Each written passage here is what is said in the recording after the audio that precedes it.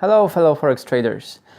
Today is a first of a series of videos where we will test together Forex strategies, mostly those advertised on YouTube, and see if they can be profitable. The way we'll approach that is a structured one, so we'll test every strategy the same way and it has a few steps. Today we have our very first expert advisor to create. It's going to be a quick one to warm us up, but I hope you'll enjoy it as well.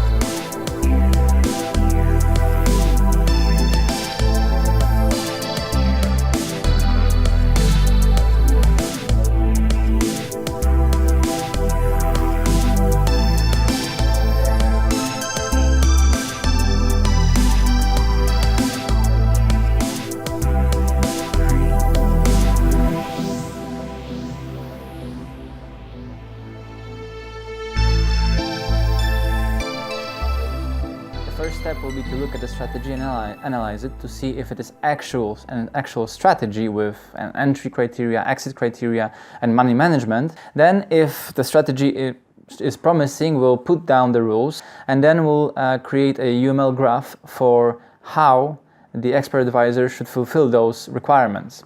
Once we have that, we'll code the expert advisor itself, we'll write the code, we'll create it, and we'll put it to the test on our MetaTrader backtester. Once we have a positive result, we'll put it to a live demo account and let it run for a while, see if it actually is profitable. Once we have that and we've tested a couple of trading strategies in form of expert advisor, I'm actually going to front real money and choose one of them and see if it can perform in a real live market. So hopefully by the end of the series, what you'll end up with, together with me, is a profitable trading expert advisor and totally for free. Now there is some things you need to do, of course, and some prerequisites that you need to fulfill before we can get started. Of course, first you need a live demo account and a MetaTrader 4 installed on your computer, because without that you won't be able to follow along what I do. And you'll also need patience and positive attitude, as with all endeavors, I suppose. Now, one last thing that you need to do is like the videos and subscribe to my channel. Yeah, it's not really a prerequisite, but it would really help. Alright, so enough talking, now we'll get over to the screen and start coding. It's really just an exercise in creating the expert advisor and getting to know the mql4 language rather than testing any meaningful strategy. However, we will actually test a strategy. It looks at the last candle, which was closed, and then it tells us if the candle was up or down. And then it assumes that the next candle is going to be the same as the last candle. So we're basically looking for micro trend. Now obviously this is only going to work a number of times. We don't know how often this happens, but just looking at the graph, it seems that more often than not the candles are grouped. We'll also add a parameter in which our expert advisor will look at a number of candles behind it, and based on the overall outcome it will decide whether to enter or exit the trade. Now bear in mind, this is not a moving average because it will not look at the price difference. It will just count the number of bars which are up or down, and then whichever number prevails, up or down, it will enter a trade. So how is it exactly going to work? Well, on tick, so this function is going to be executed every time there is a tick. It's a built-in function in our expert advisor template, and we will set up a new bar function which will basically let us know if there has been a new bar since the last time the function was executed or not. Now we're going to put in a delay parameter, which will be an integer, and we'll basically say, okay, for example, how many bars must elapse or appear before the new bar function is triggered to a positive result. If the Boolean new bar function is positive, we will go to the core function, which will basically count the number of bars in the delay period. So if we set it to, for example, 3, it will count the last 3 candles and decide for each bar, it will either tell that the bar was up, therefore it will add 1 to a integer variable counter, or it will subtract 1 if the bar is bearish or down bar. Once it loops the delay number of times, then it will look at this output and either send a buy or a sell order. Now, additional mechanism is going to be, because obviously we need, this is an entry strategy, but we also need an exit strategy. We can either set up a default take profit or stop loss, or what we can do is just set the take profit based on the total profit threshold. So let's imagine that our trades in total have gathered a profit, whatever the profit may be. So at this point, the function would close all the orders, all the orders that were profitable, but also the ones with the loss. We don't really care. What we really care about is the total profit, which we have specified in this parameter here. Of course, why don't we need a stop loss in here? You may argue saying, well, you always need a stop loss to protect yourselves.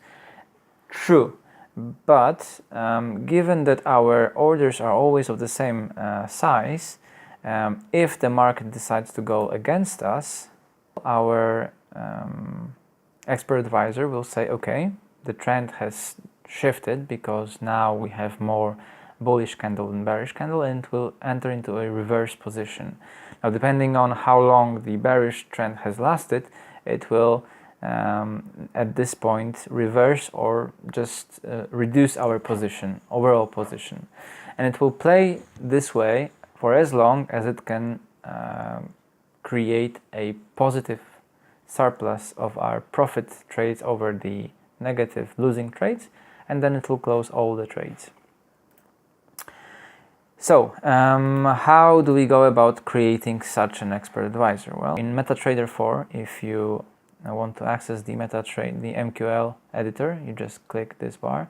You have to have the standard toolbar activated, so you go to toolbars, standard, and at this point you want to click this small kind of book-like button, which will display MetaQuotes language editor. Alternatively, on PC you can just press F4 and it will have the same result. Now what we're going to do is click a new button, and then select expert advisor next, and we're going to call it trade all bars. In here you have a selection of functions. If you're using mql5, then you will have all of them available. In case of mql4, just some of them are available, but in this case we don't need any of those functions except maybe for onTester, but that's for later use.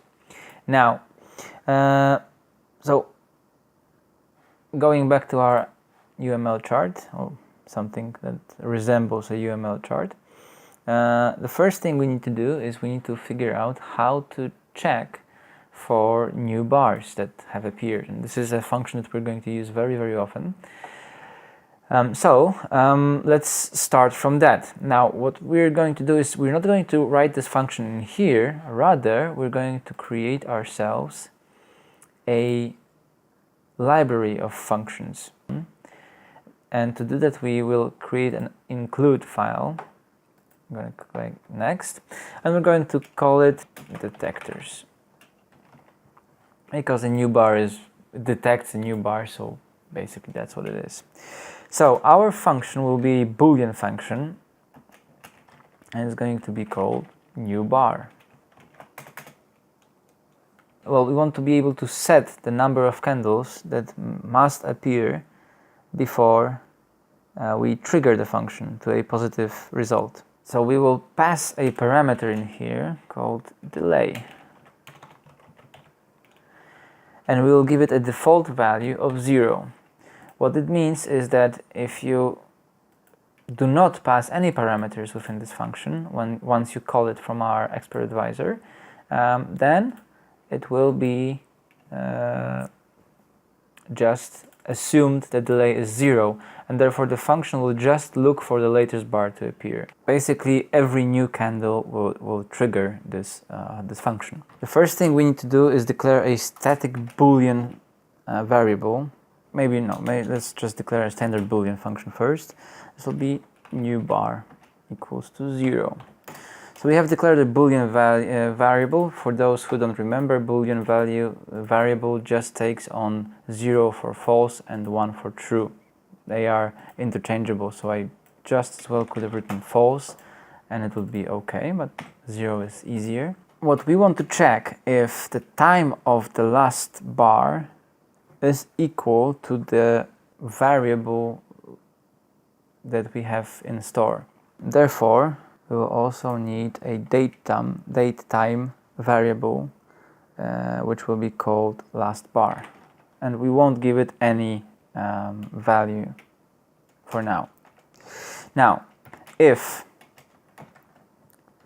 time of 0 is bigger than last bar, so basically it means that there is a newer bar than our last bar, right? Because the 0 is always the newest candle that we know. Then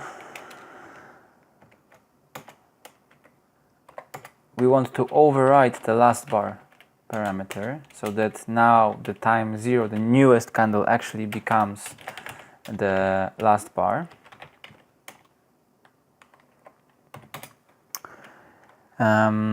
And we want to give our new bar variable a value of 1. We can even put a comment of new bar.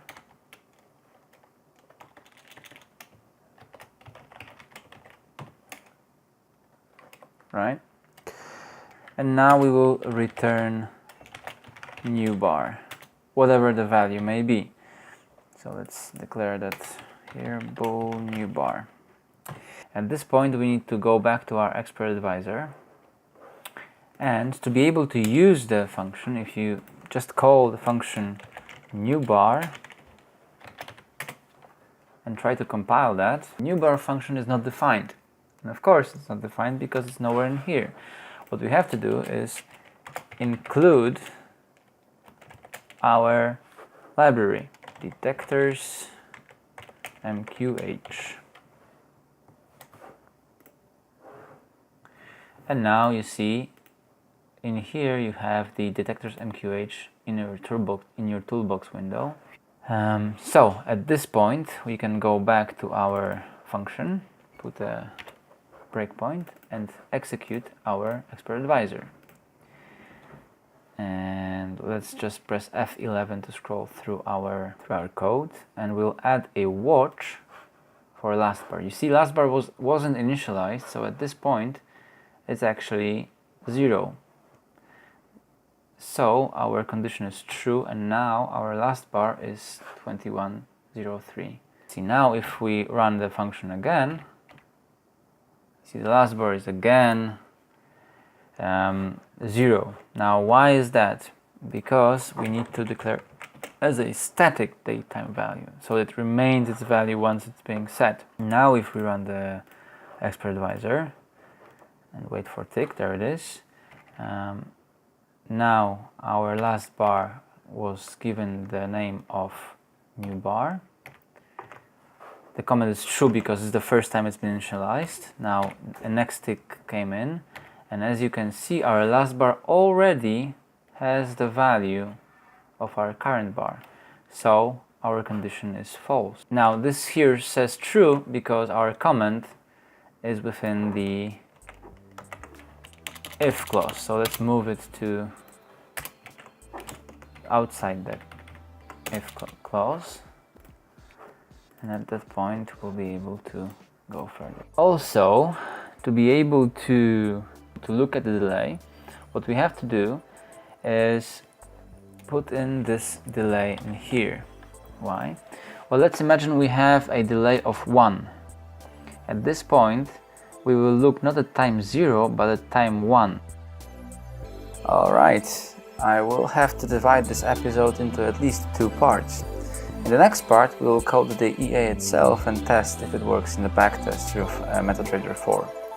Now, I did go into a lot of detail in this video, so that those who are not familiar even with the basics do not get put off. However, I will have to speed up significantly over the coming parts, as we have a lot of ground to cover and a lot of robots to test. Till that time, trade well and prosper.